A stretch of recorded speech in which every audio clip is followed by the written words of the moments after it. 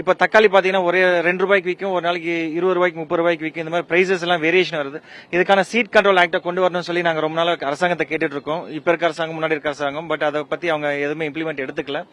Ground level water management வந்து சுத்தமா பண்றதில்ல. அதாவது பண்ணை குட்டைகள், நீர்நிலை குட்டைகள் வந்து அரசாங்கத்துல கொடுக்குறாங்க. எங்க மாவட்டத்துக்கு ஒரு 10,000 பண்ணை குட்டைகள் தேவைன்னா இவங்க 100 150 கொடுக்குறாங்க. அது வந்து எங்க யாருக்கும் கொடுக்கறது இல்ல.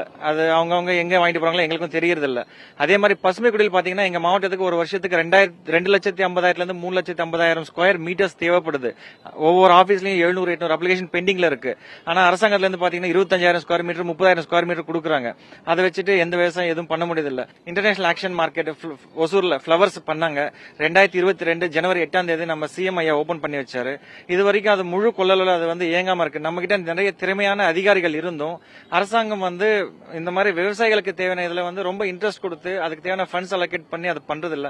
அது பண்ணாங்கன்னா ஓரளவுக்கு நல்லா வரும். அதுக்கப்புறம் பெங்களூர்ல இருந்து வர டிரைனேஜ் வாட்டர் தான் வந்து முக்கியமான வாட்டர் சோர்ஸா நம்ம கிருஷ்ணகிரி மாவட்டத்துக்கு இருக்கு.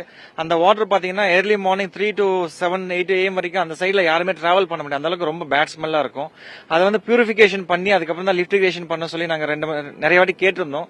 பட் அந்த தண்ணியை வந்து அந்த டேமை தூர் வர்றதுக்கோ அதை பியூரிஃபை பண்றதுக்கோ ரீசைக்கிள் பண்றதுக்கோ எந்த விதமான ஸ்டெப்ஸும் கடந்த 30-40 வருஷமா யாருமே எடுத்துக்கல. எங்க பகுதியில் இருக்க டேம் இருந்தாலும் எங்களுக்கு முக்கியத்துவம் கொடுக்கறது இல்ல. சோ இதெல்லாமே கருத்தில் கொண்டு எங்களுக்காக வேலை செய்யற கேண்டிடேட்